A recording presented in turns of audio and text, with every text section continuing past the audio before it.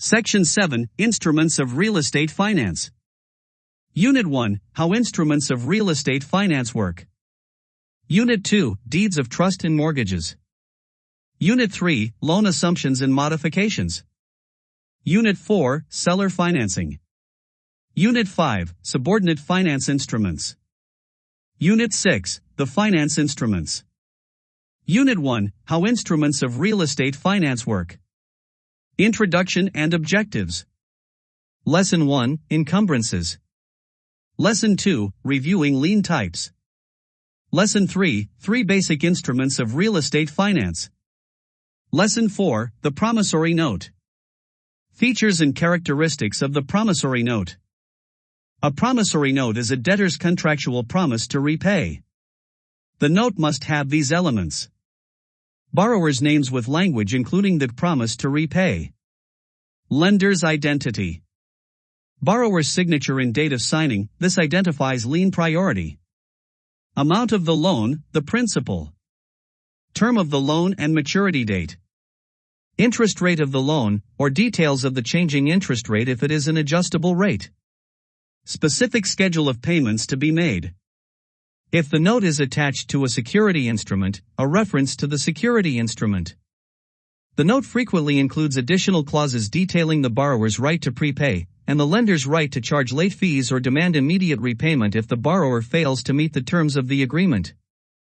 A promissory note is not recorded in county records, even though an attached security instrument must be recorded. The agreement is valid when the maker, borrower, signs the note and gives it to the lender to hold until the loan is paid off. The payee, lender, is not required to sign the note.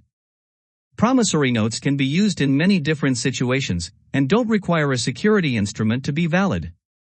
However, if property is used as security, then the security instrument should be referenced in the note.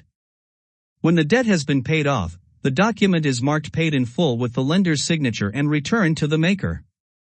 The note as negotiable instrument. A note is a negotiable instrument, so it can be bought and sold. As you know, mortgages are frequently sold to the secondary mortgage market. When the loan is sold, the promissory note is endorsed to the new owner of the loan, similar to your endorsement of a check that you deposit to your account.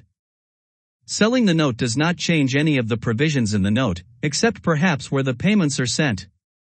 When the note is sold, the attached security instrument is assigned to the new owner. The assignment should be recorded appropriately in county land records. Instruments of Real Estate Finance. When a homebuyer obtains a loan to buy property, the loan is usually structured and documented using one of 3 basic methods.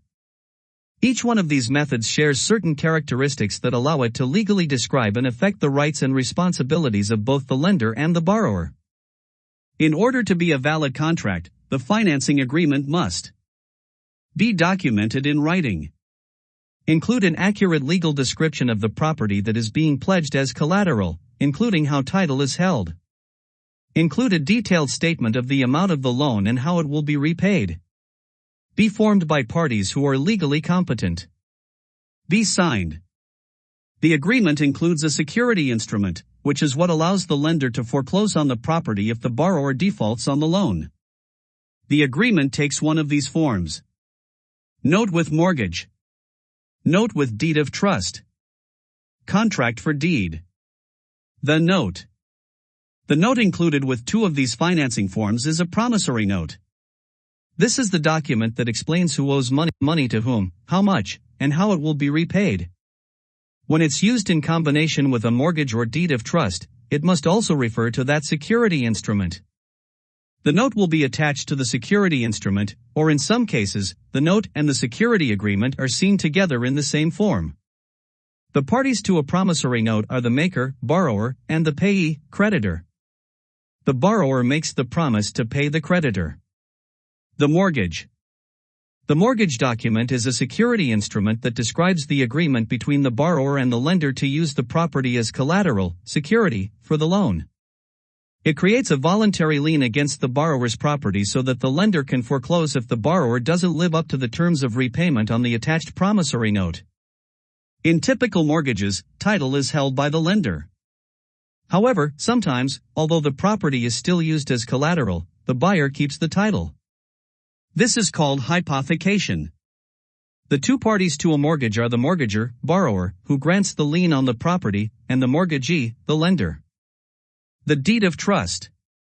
The deed of trust, which can also be called a trust deed, is another type of security instrument. Like the mortgage, it's an agreement to use the property as collateral for the loan. There are three parties involved in a deed of trust. The borrower is the trustor or grantor who grants the security interest in the property. The lender is called the beneficiary.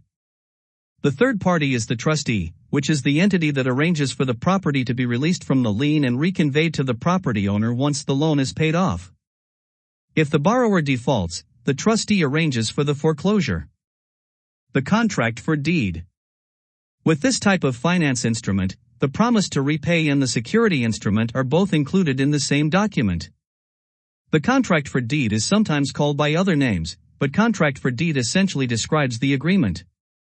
It's usually used when a seller, rather than an institutional lender, is financing the buyer's purchase. The agreement between the parties allows the seller to retain possession of the property title while the buyer pays off the purchase price and occupies the property.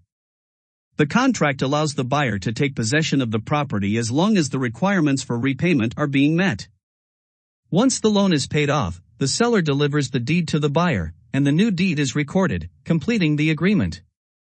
Other names for the contract for deed are land contract, real estate contract, contract for sale, agreement for deed, installment sale, and articles of agreement.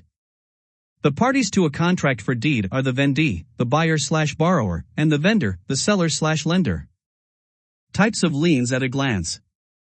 Liens are claims against a property by someone other than the property's owner. Liens are classified by voluntary and involuntary, specific or general, statutory or equitable. A voluntary lien is placed on the property with the consent of the owner.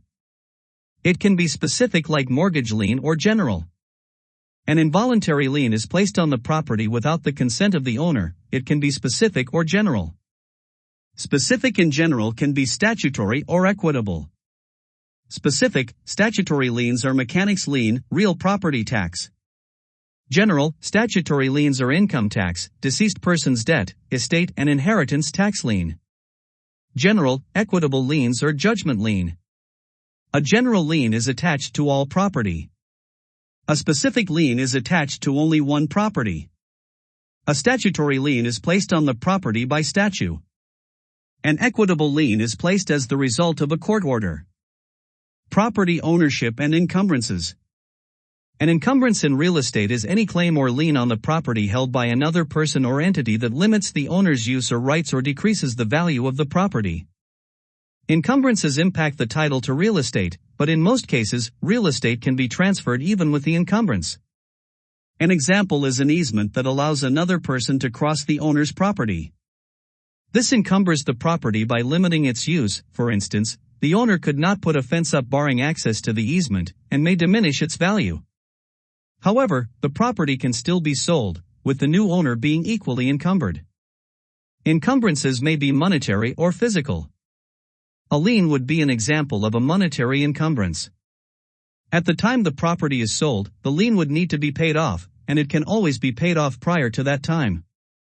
A physical encumbrance would be something like an easement or a restriction on the use of the land or an encroachment, such as a neighbor's garage that crosses the border of the property.